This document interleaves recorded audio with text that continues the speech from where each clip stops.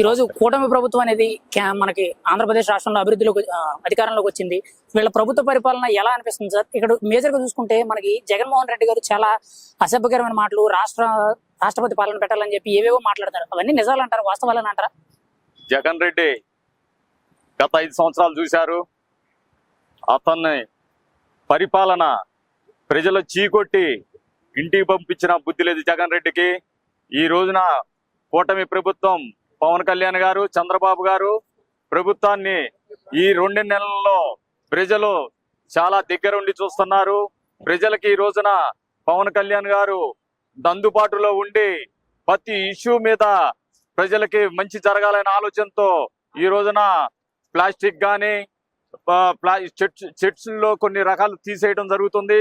అలాగనే ఈ రోజున రాష్ట్రంలో జరుగుతున్న ఇంత ముందు జరిగిన 5 సంవత్సరాలు, గత 5 సంవత్సరాల్లో చేసిన అన్యాయాలను ఈ రోజున ప్రజలకి అందుబాటులో ఉండి దగ్గరుండి పరిపాలన చేసే పరిస్థితిలో ఉన్నారు ఈ రోజున పవన్ కళ్యాణ్ గారు ఈ రోజున ప్రతి ఒక్క ఇష్యూ మీద శూన్యంగా క్షేత్రస్థాయిలో చూసుకుని ప్రజలకు ఏ విధంగా అయితే బాగా పరిపాలన దగ్గర అవుతుందో చూసుకొని ప్రజలకు ఈ రోజున అందుబాటులో ఉండటం జరుగుతుంది. పవన్ కళ్యాణ్ గారు ఆలోచన విధానం ఈ రోజున పేద ప్రజలకి బాగా సంతృప్తిగా ఉంది. ఈ రోజున పేద ప్రజలకి అన్ని విధాలుగా ఆదుకునేందుకు ఈ కూటమి ప్రభుత్వం అందుబాటులో ఉంటుందనేసి నేను తెలియజేస్తున్నాను. సరే, ఇక్కడ చూసుకుంటే మేజర్ గా జగన్మోహన్ రెడ్డి నాకు ప్రతిపక్ష హోదా ఇస్తే వస్తాను, లేకపోతే రాను అనేటట్టు హైకోర్టులో కేసు వేయడం, పైగా నాకు కూటమి ప్రభుత్వం నుంచి థ్రెట్ ఉంది, దాదాపు 1000 మంది వరకు నాకు సెక్యూరిటీ కల్పించడానికి. ఏంటి సార్ ఆయన మాటల్లో కొంచెం వింతగా అనిపిస్తుంది ఈ ఓడిపోయిన కానించి? ఇప్పుడు జగన్ రెడ్డికి ఈ రోజున మైండ్ పాడైపోయింది. ఆయనకి 150 గత 5 సంవత్సరాల్లో 150 సీట్లు ఇచ్చారు. ఈ రోజున అతన్ని 11 సీట్లలో కూర్చోబెట్టేసరికి మైండ్ బ్లాక్ అయిపోయి ఈ రోజున ఏం మాట్లాడుతున్నాడు ఆయనకే తెలియట్లేదు. ఈ రోజున జగన్ రెడ్డిని ప్రజలు చీకొట్టి ఇంటికి పంపించారు. రాబోయే రోజుల్లో జగన్ రెడ్డిని గుర్తుపెట్టుకో, నిన్ను జైలు పంపిస్తానికి అధికార పార్టీ సిద్ధంగా ఉందనేసి నేను తెలియజేస్తున్నాను.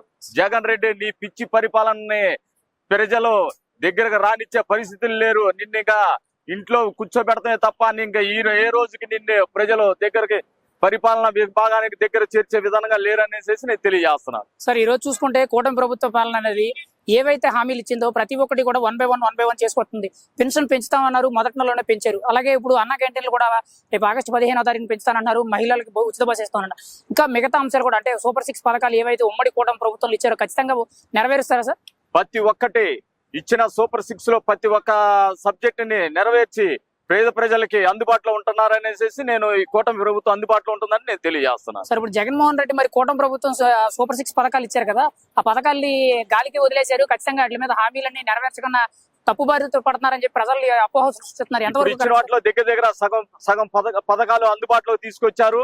రేపు 15వ తారీఖు నుంచి కొన్ని పథకాలు కూడా తీసుకురావడానికి కూటమి ప్రభుత్వం అందుబాటులో ఉంటుందనేసి నేను తెలియజేస్తున్నాను. సార్, ఈ రోజు కూటమి అనేది ఇంత మంచి మెజారిటీ వచ్చిందనంటే, గొప్ప నాయకులు కూడా మంచి మెజారిటీలతో గెలిచారంటే కారణం పవన్ కళ్యాణ్ గారు.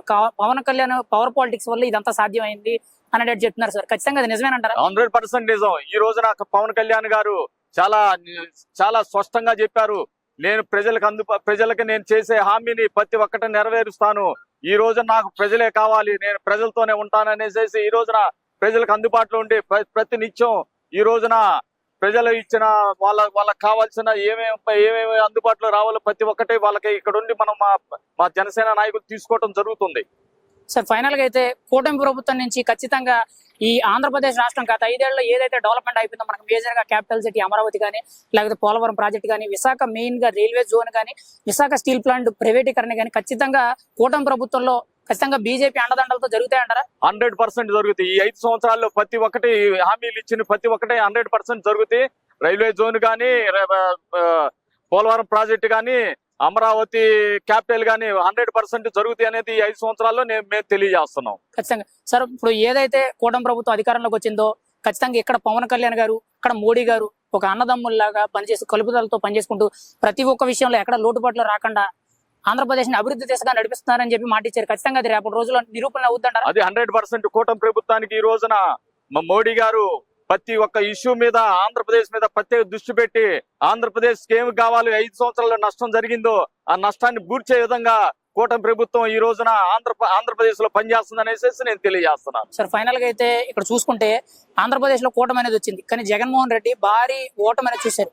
ఇప్పుడు ఆయన రాజకీయ భవిష్యత్తు ఎలా ఉండబోతున్నా అంటే కాంగ్రెస్ లో విలీనం చేసే అవకాశం కూడా వస్తుంది అన్నట్టు కొన్ని మాటలు అయితే వస్తున్నాయి. నిజం వద్దంటారా? చేసినా చేయొచ్చు, అతనికి ఎవరు అండగా లేరు. ఈ రోజున కాంగ్రెస్ ప్రభుత్వంలో విలీనం చేయొచ్చు, కమ్యూనిస్ట్ వాళ్ళతో కూడా విలీనం చేయొచ్చు.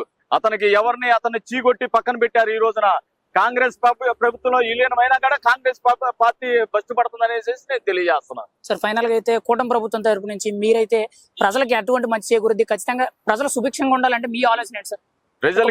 ప్రజలకి ఈ రోజున ఇచ్చిన సూపర్ 6 ని 100% అమలు జరుగుతుంది. ఈ అమలు జరిగే విధానాన్ని బట్టి ప్రతి ఒక్క పేద ప్రజలకి న్యాయం జరుగుతుంది అనేసి మేము ఈ కూటమి ప్రభుత్వం ద్వారా తెలియజేస్తున్నాం. Right sir, thank you. Okay.